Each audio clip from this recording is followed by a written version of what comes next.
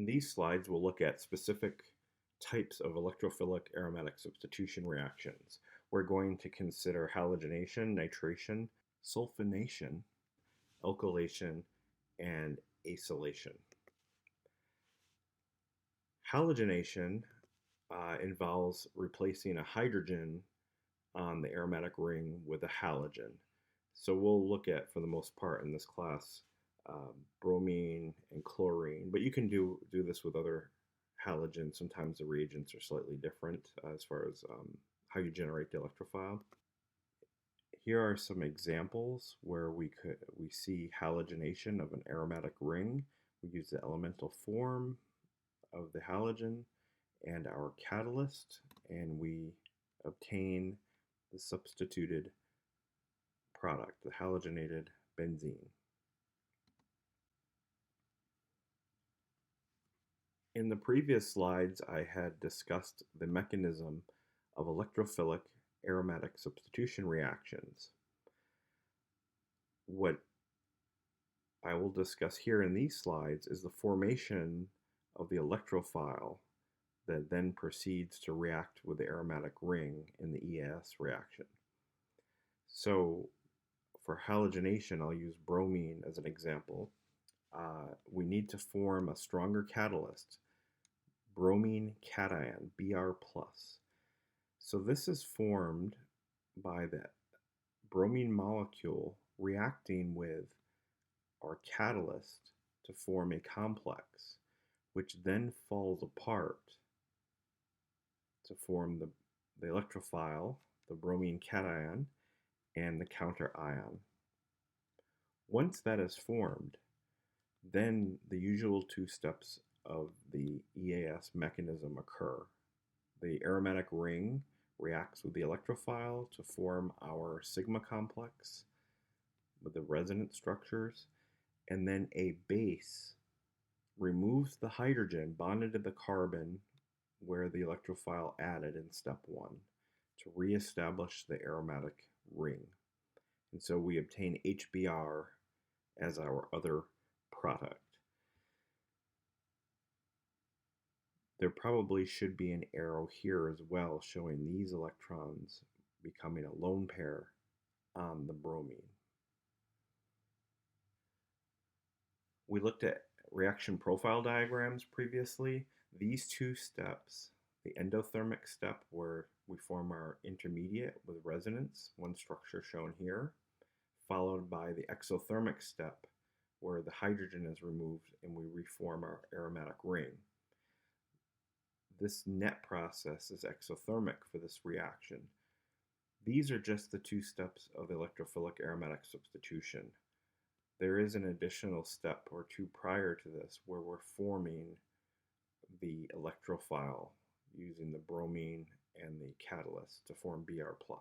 So those aren't on this diagram. This diagram that you often see is just for the electrophilic aromatic substitution.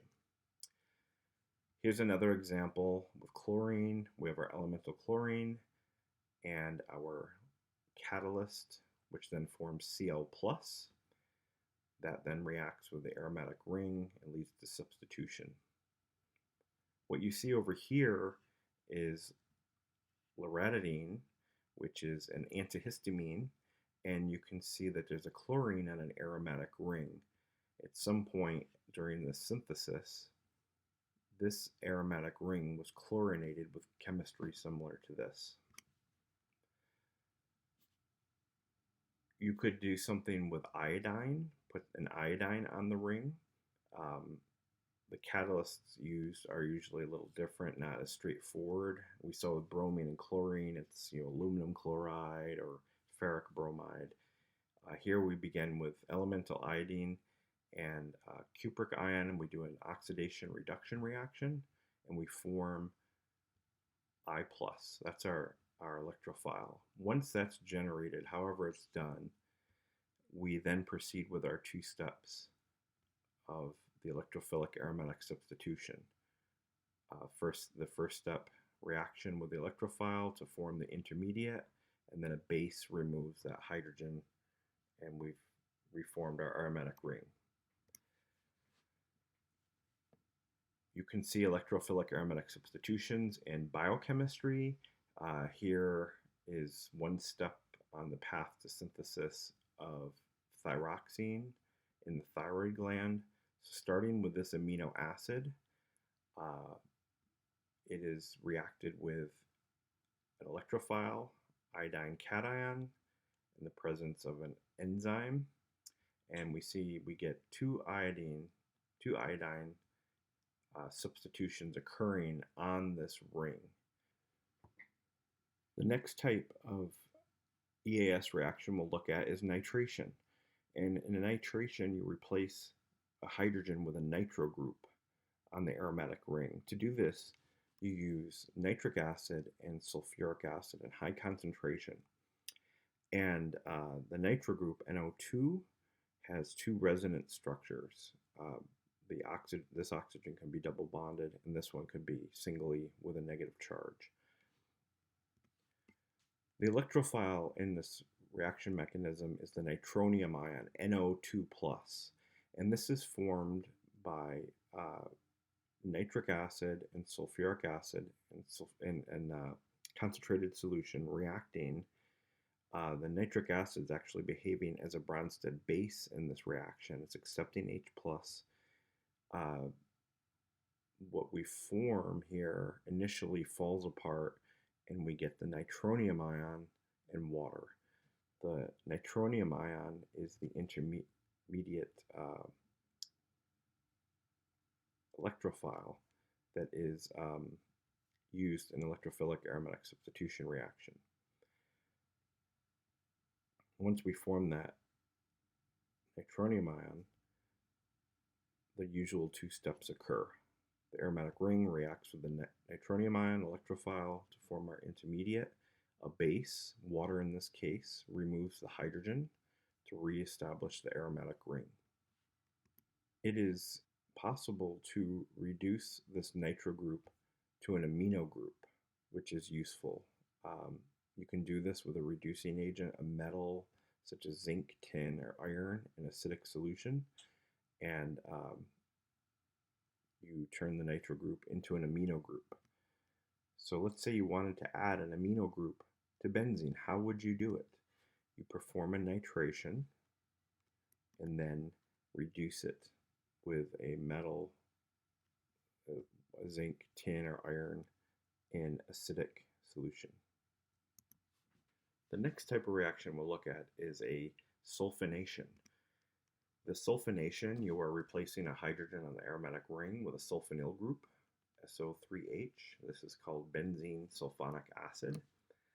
Sometimes we call this fuming sulfuric acid for our reagent.